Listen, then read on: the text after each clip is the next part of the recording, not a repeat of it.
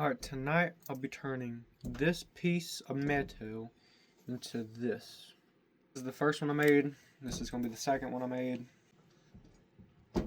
Have this piece nice and secure in this. Have a pair of pliers at the top, and then you want to heat up the piece that you want.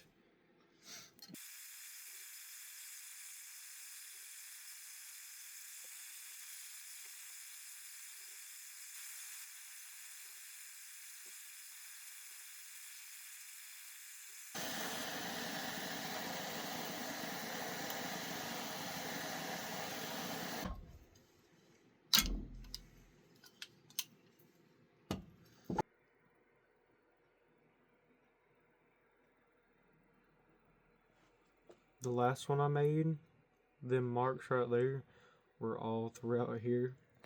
I'd have the pliers set at the bottom, twist it, move up, heated it up, twisted it.